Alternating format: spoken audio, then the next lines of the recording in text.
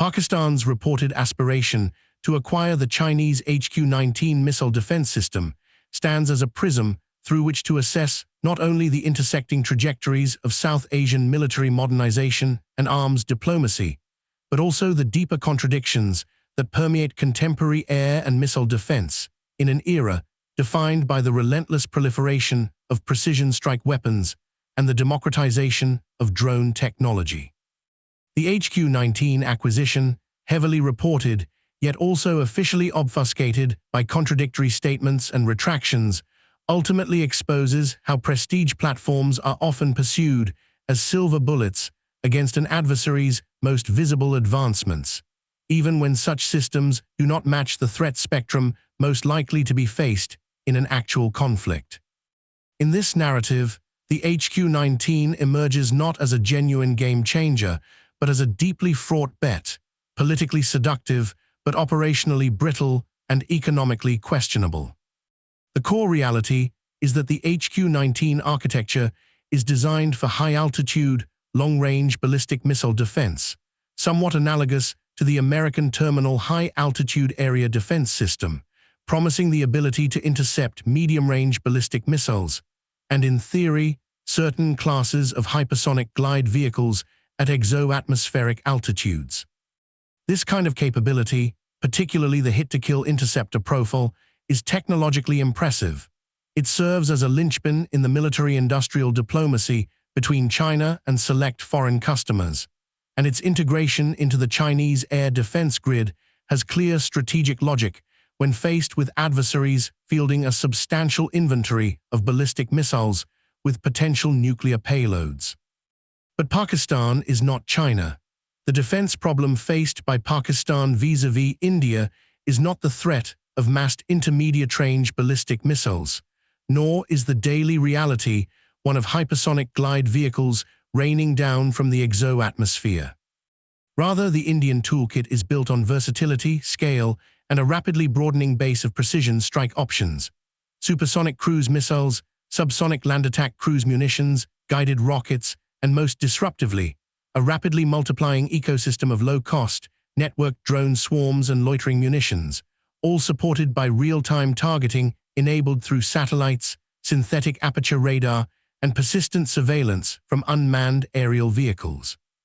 The threat to Pakistani airbases, key radars, and command and control nodes is not a hypothetical rain of ballistic projectiles, but an actual doctrine of coordinated, saturating, and persistently probing strikes delivered from a spectrum of vectors operating at low and very low altitude.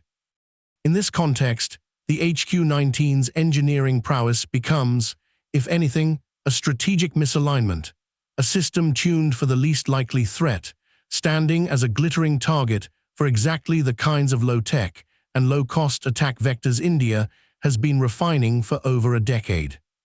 Any assessment of the HQ-19 system's efficacy in a South Asian context must begin by dispelling the aura of unassailability that surrounds high-altitude missile defense. The bulk of open-source reporting, including technical assessments from think tanks and leaked specifications in arms trade reporting, indicate that the HQ-19's radar horizon, engagement geometry, and interceptor design are optimized for upward shooting, ballistic trajectories. While a system of this type is able to theoretically engage certain altitudes and velocities seen in modern offense, its fundamental architecture is not designed to track, react to, or interdict slow, low-flying, terrain-following threats, such as the BrahMos cruise missile, the indigenous Nirbhay system, or even the newest Indian-produced loitering munitions. Each of these weapon types presents a unique radar and engagement challenge: a terminal phase flying under 30 meters above ground level, frequent mid-course course corrections, and often an ability to swarm through multiple axes, saturating any single sensor or launcher. This tactical reality exposes the true vulnerability of cross-domain transfer of high-end systems into operational contexts for which they were not designed. A single HQ-19 battery, with its imposing radar and prized interceptor canisters, is functionally built to look up for high-velocity targets, which are neither the most available nor the most threatening elements of the Indian strike inventory. Instead, India has invested in layered lethality through a doctrine that almost entirely bypasses the engagement altitude of HQ-19 by leveraging BrahMos sea-skimming terminal phase, launching decoys to induce early radar emissions, and following up with subsonic missiles to exhaust point defense effectors on the Pakistani side. The economic consequences of such a misalignment should not be understated. The cost to cover a single defended footprint with a battery or two of HQ-19, even under the most generous PIA icing schemes attributed to Chinese military aid, is likely to drain an order of magnitude more resources from the Pakistani defense budget than it would cost the Indian side to assemble and launch a multi-salvo, multi-vector attack using BrahMos, Nirbhay, and loitering munitions, a cost ratio that is devastating over prolonged campaigns. More damaging still is the one-time cost versus lifecycle cost differential. Pakistan, already constrained by external debt and cyclical IMF programs, risks tying up not only acquisition capital, but also recurrent operations and maintenance expenditure for a system whose real-world effect can be neutralized almost entirely through the prolific, attritional employment of drones, costing as little as $2,000 a unit. The left-of-launch challenge is only amplified in the loitering munitions age. The proliferation of small, commercial off-the-shelf quadcopters, repurposed as kamikaze drones or sensor shooter pairs, provides India with a constantly expanding, low-risk arsenal that can flood the perimeter of any fixed or semi-mobile HQ-19 deployment. A single well-coordinated drone swarm can systematically attrit critical subsystems, attack radar faces, damage onboard computing elements, or simply overload protection crews and draw out premium interceptors. Here the paradox is laid bare. A $1 million interceptor is wasted if it is forced to engage a $2,000 quadcopter, and with sufficient swarm numbers, exhaustion is only a matter of time. Further undermining the case for HQ-19 is the operational tightrope imposed by modern precision-guided rocket artillery. The Indian Pinaka system, having demonstrated sub-2-meter circular error probable with GPS and inertially guided warheads, can, once fixed coordinates are supplied, rapidly suppress or kill high-signature assets such as air defense radars. In modern combined arms doctrine, every time HQ-19's radar illuminates for cueing or tracking, it paints a targetable bull's for counter-battery radars, cross-skewed loitering drones, and satellite-based geolocation. The kill chain now sees rich seams. The battery that must see to shoot must risk being seen and struck with astonishing speed. In minutes, a salvo of precision rockets, coordinated with drone-based observation, can dismantle a supposedly hardened node, imposing multi-million-dollar replacement costs for a fraction of that in offensive expenditure. Doctrine compounds the critique.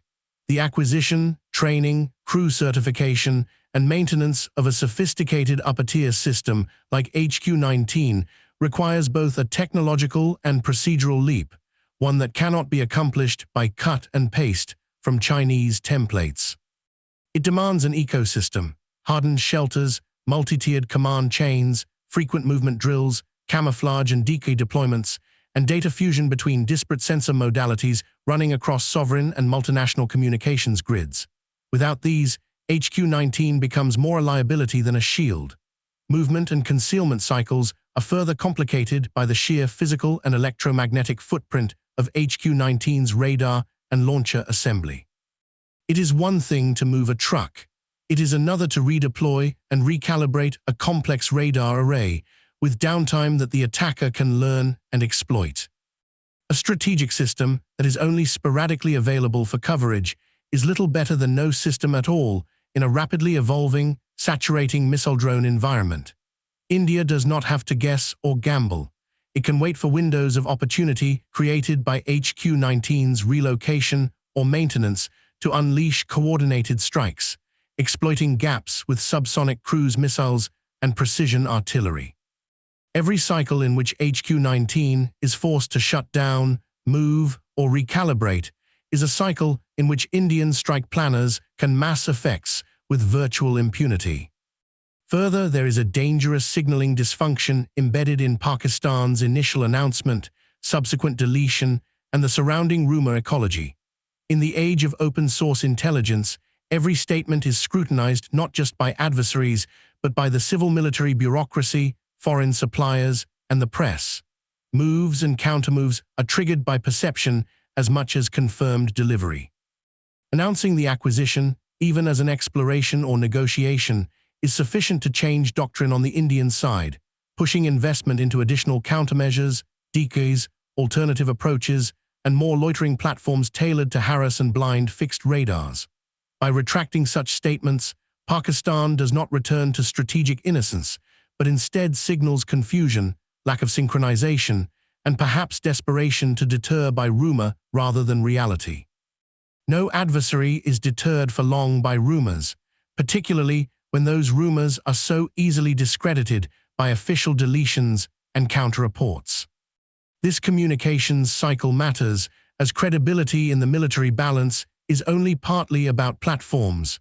In the modern missile drone strike complex, credibility also means demonstrating that procurement is matched by absorption, training, integration, and operational reliability.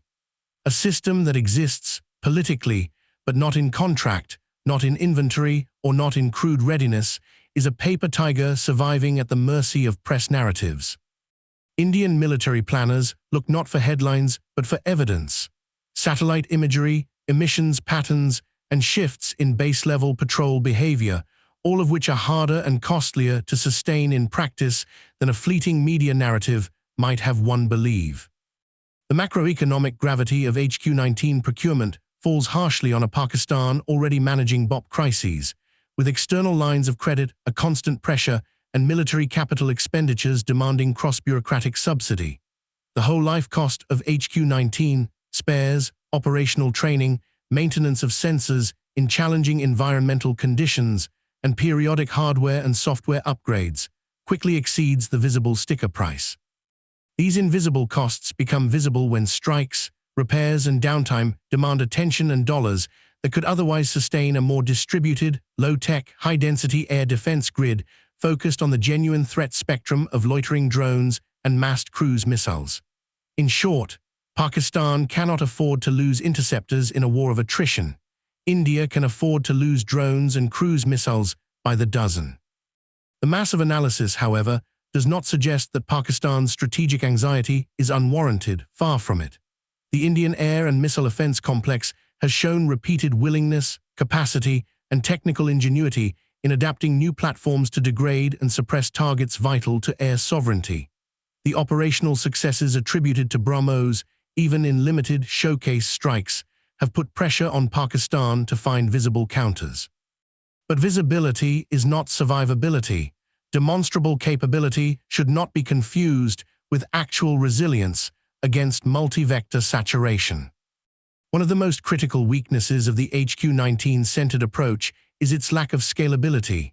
A handful of batteries, no matter how advanced, cannot be everywhere at once. Each must choose what to protect: the most precious radar, airbase, or command center. The adversary, whose offensive tools are modular and mobile, will always find a seam. Faced with a finite set of high-value targets, protected by HQ-19, Indian planners simply decide to apply massed pressure on those that are undefended or underdefended at any given moment, achieving probabilistic suppression through tempo and numbers rather than risking escalation to the ballistic missile domain. Suppose, for the sake of argument, that India escalates to use a limited number of supersonic cruise missile salvos against an HQ-19 battery. Even then, the inherent engagement window for HQ-19 against low-flying, terrain-masked missiles is so fleeting, often less than a minute in real operational conditions, that most available technical reporting suggests overmatch. This means the number of inbound missiles and decoys will always outnumber available interceptors, especially when the attacking side sequences salvos with precise time-on-target coordination to force simultaneous engagements at multiple azimuths and altitudes. Technology's premium in missile defense today accrues not to the most advanced interceptor, but to the most persistent sensor network and the most adaptive effectors at the lowest marginal cost. The Pakistan Air Force, in emphasizing an upper-tier solution, risks siphoning funds, personnel, and intellectual capital away from the urgent need to multiply perimeters with short-range systems, integrate low-cost U and CUES kits, and build out rapid runway repair and mobile decay infrastructure that would actually increase survivability under modern strike conditions. This brings us to the single most devastating scenario, the massed drone swarm. For less than the cost of a single HQ-19 interceptor, India could procure and field hundreds of rotary-wing and fixed-wing loitering robots, mix in seed decoys and warheads, and program them to persistently harass not only the radar faces, but the very lifelines of the air defense battery, diesel generators, communications dishes, antenna arrays, and cable trenches. No high-tier system can afford to ignore such an attack, yet none can afford to meet it Interceptor-4 drone without risking operational bankruptcy. As the drones come, the radar operator is confronted by a double bind: hold fire and risk physical attrition, or shoot and risk inventory depletion. Nor do these scenarios exist in the realm of science fiction. The lessons of recent conflicts, from the Middle East to the Caucasus, have utterly upended the cost and lethality equations for static and semi-mobile air defense. In every case, the side-fielding massed drones, TB2-alikes, or suicide quadcopters systematically degraded the defending F-force, setting up subsequent salvos of cruise and ballistic missiles to do the killing once the trusted radars went offline. It is also important to note the cultural and institutional cost of the prestige platform. Systems like HQ-19, by their very nature, pull organizational focus towards the big-ticket, technologically sophisticated ideal, the game changer, which too often deflects investment away from the genuinely systemic fixes needed to make air defense work in modern warfare. Training, doctrine, discipline, and decentralized authority are harder to showcase in parades, but more essential for surviving and winning in a real strike campaign.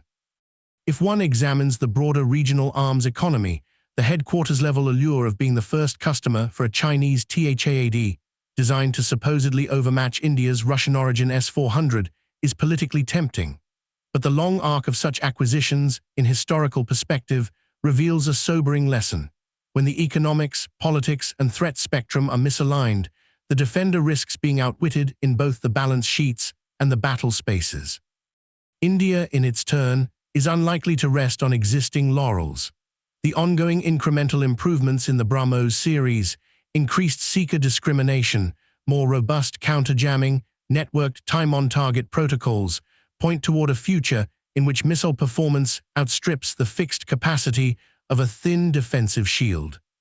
Add to this India's robust investments in U and cyber, which can complicate battery command and control, and the growing use of decay technologies borrowed from other missile cultures, and the risk for Pakistan in betting on a small set of very expensive, headline-grabbing batteries grows by the year.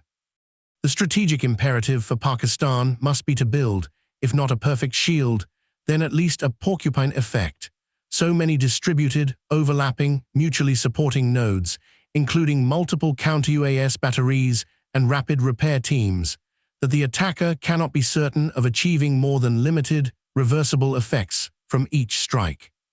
HQ-19, even in a perfect scenario, is a scalp of spectacular cost for the attacker, but a greater liability for the defender if it ties down resources and operational focus that should otherwise be distributed. The narrative of Indian operational planning should give no comfort to those who believe a top-tier solution can deter or deny modern strike complexes. Indian planners think in terms of mass, repetition, deception, and cumulative attrition. The real fear is not of one Pearl Harbor decapitation, but of 1,000 cuts, swift, accumulated, each healing slower, because financial and material resources are blocked up in unmovable prestige batteries. If and when the HQ-19 goes down, by strike, power failure, or logistics exhaustion, India need not escalate to the nuclear ladder or even the highly escalatory ballistic missile ladder to achieve suppression. Instead, patient, precise, low-cost salvos will suffice. In conclusion, the HQ-19 is illustrative not of technological obsolescence, but of doctrinal and economic overreach. Its acquisition and deployment, in the absence of an ecosystem predicated on distributed defense, rapid mobility and repair, and above all low-cost saturation resilience, represents a misallocation not uncommon in the regional arms race. For Pakistan, the better investment would be in the invisible and the dense. The many sensors, the adaptive training, the rapid recovery, the swarm response, and the ability to make every fielded platform, crew, and base a harder, less predictable, and less profitable target.